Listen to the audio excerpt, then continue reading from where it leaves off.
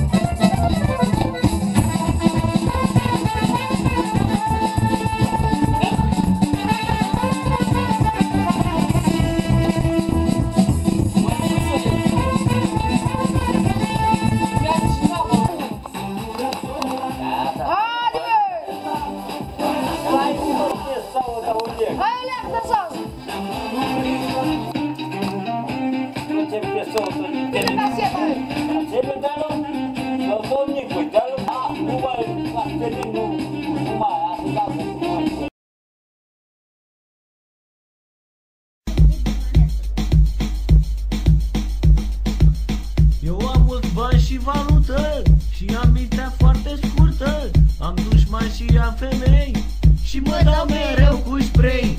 Aoleo, nevasta mea, Doamne, cât țin eu la ea. Mama la copiii mei, pe care îi dau cu spray. Când îmi dau seama că put, părul din nas a căzut, dau iar 10.000 de lei pe 2 tuburi de spray. Și mă dau cu ele într-una până mi-amorțește mâna. Când vine dușmanii mei să simtă miros de spray. Eu am furat tot ce am și-a zis fratele Salam că o să arăt ca un gay dacă nu mă dau cu spray. Când vreau să agăț o fată, ridic gulerul deodată și zic: fă în puii mei, nu vezi că miros a spray?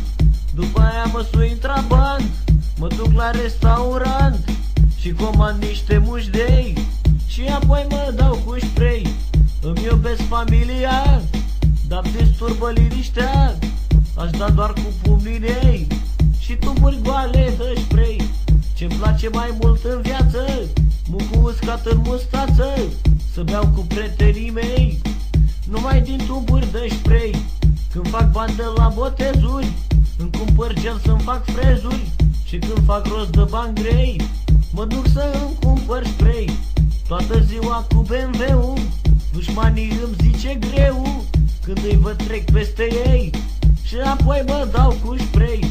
Sunt un mare cocalar, puta, ketchup și muștar. Doar când mă duc la femei, mă dau cotonă de spray. Am cămașă de mătase și am numai 4 clase. Moartea la colegii mei este să mă dau cu spray. Dimineața când mă scol, în tricou și în curul gol, îi sun pe toți frații mei și îi întreb dacă vrea spray. Deci dacă mă vezi pe stradă, să vii la mine în grabă, îți dau lanturi și cercei dacă îmi dai un tub de spray.